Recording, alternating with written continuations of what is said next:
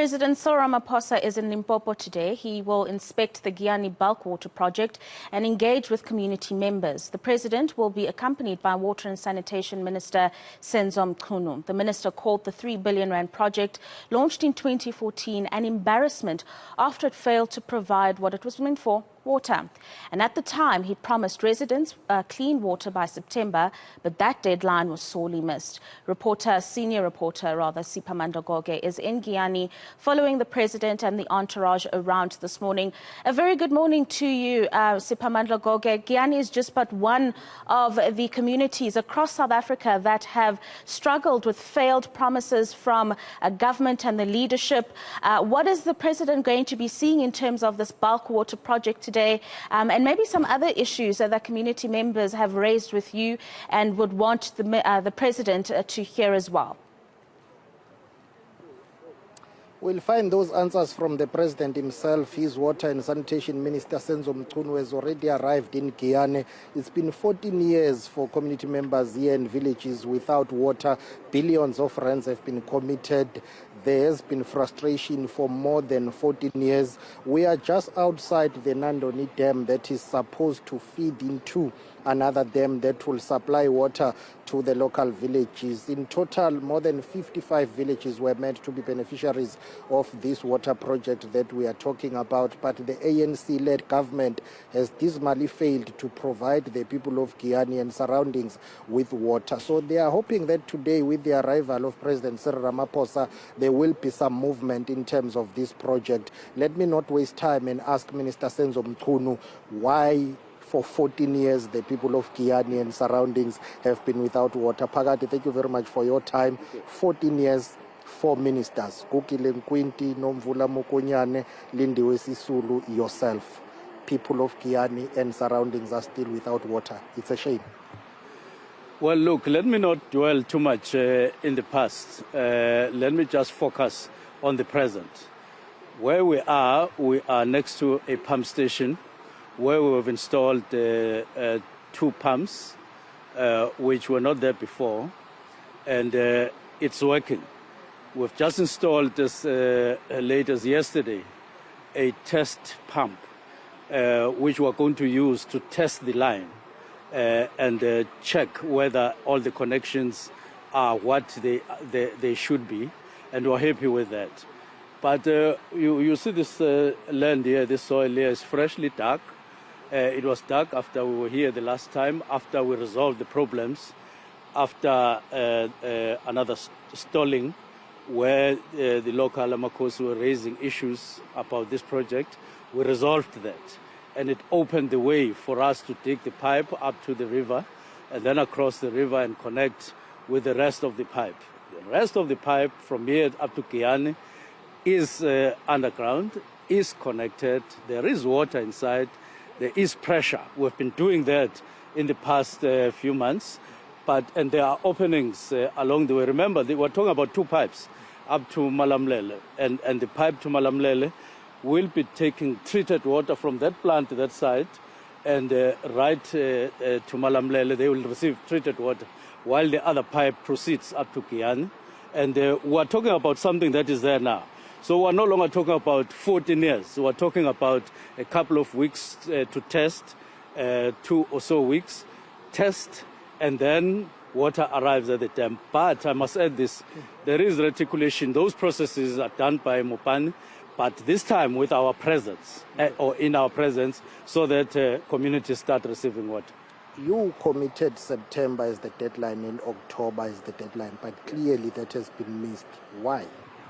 It has been missed because of a number of reasons. One of them was the very thing that I'm counting, some issues that were raised by Amakosi, which meant that we had to stop because they actually came to the site and workers couldn't continue for that period until we came to resolve that matter. It's got to do with consultation. The Amakosi have been feeling neglected, and this has stalled the program somehow. Well, there was consultation, but initially. But remember, when this dam was completed, there were promises that or undertakings that were made, housing for people who were removed from here, 2 compensation matters, and even delivery of water to the villages next door.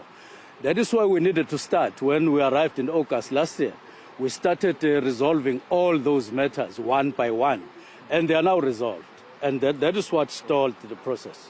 Let's not dwell on the past. Let's talk about when will the people of Giyani and Malamlele and other surrounding villages get fresh, clean water? Give us a commitment, a deadline. I'm making this commitment. In the next 2 to 3 weeks, if we're long, we shall have tested all the lines in terms of connectivity, strength, and all of that. And water will arrive at Nzami Dam. Now, once that has happened, we will use the water treatment plant that is there while it is being refurbished on the other side. But while they start, there will be contractors that are going to start reticulating. So it's a matter of one process leading to the next. Once water arrives, and then we start reticulating. There are 24 villages that we'll start with, and then they will start receiving. Last time I checked, initially this project was estimated to cost about 2.3 billion rand. Cost escalations have taken it to more than 4 billion rand. What is the total cost as we speak now? Well, it will be around 4 billion, as you say, because there has been corruption here. And some amounts of money are not yet accounted for properly. Hence, the SIU is delving on those matters. I want to leave, and we're hoping that, like we have done before, we have followed SAP, that company, and we recoup money. And then there was EOH. We have recouped money as much as 198 million rand, and that's quite an amount when you follow up after corruption has been committed. Here, there's no doubt. Once we find out, we will recoup money just like we have done elsewhere. Yes, there's been corruption. The law enforcement agencies will deal with that matter, but government has been lacking in terms of oversight for this project in particular. Not now. Not now. From the day we were appointed last year, we have been here, I can no longer count how many times, not in a car, on foot, walking and interacting even with contractors out in the field. So this time there's no chance. We've tightened all the screws, and we are doing more than oversight. We are oversighting, if you like. Previously, you described this as an embarrassment. South Africans agree with you. It's beyond being an embarrassment. As the ANC-led government, will you apologize to the people of this province of Limpopo and the people of Giyani, Malamlele, and other villages? Of course, I've already done so in a hall in Giyani. The hall was full, and we faced them eye to eye, and we said we shouldn't be talking about plans to deliver in the shortest possible time. We should be talking about water flow, and therefore we apologized already, because indeed it's an embarrassment. How do you talk about a project now in 2022, end of 2022, which should have delivered water some 3 or so years ago? But having apologized, we're not going to lie on the floor and weep that we've committed an error. We're going to stand on our feet, make sure that this time around there's no repeat of such, and we are sure we're on course this time around. You are here on government business. I cannot let you go without asking you this question. Pardon me, it's ANC politics, few days to go before the conference. Your name keeps on surfacing here. Some people are saying you will emerge from the floor and contest for the position of the deputy president. Is that the case? Is it going to happen? Well, it's a matter that I leave with the branches of the African National Congress and finally the delegates that will be attending conference. All I have to say is that I am available for the position of Deputy President should that arise from the floor. And I'm ready to serve them and serve the nation as a whole in that particular capacity. So after this visit with the President, there will surely be progress here? To a point where we are going to, I've just spoken to the DG, that some of our top engineers right at the top executive management level are going to remain here, or they are going to come here from Monday, because we have seen some of the weaknesses that could have been mitigated against. So they are going to be here. Thank you very much for your time. That is Water and Sanitation Minister Senzo Mchunu, who is part of the delegation that is being led by President Cyril Ramaphosa visiting the long-delayed Giyani Water Project. It's been 14 years, billions of rands, but the people of this province and this area are still without clean running water. He says in 2 weeks' time there will be progress.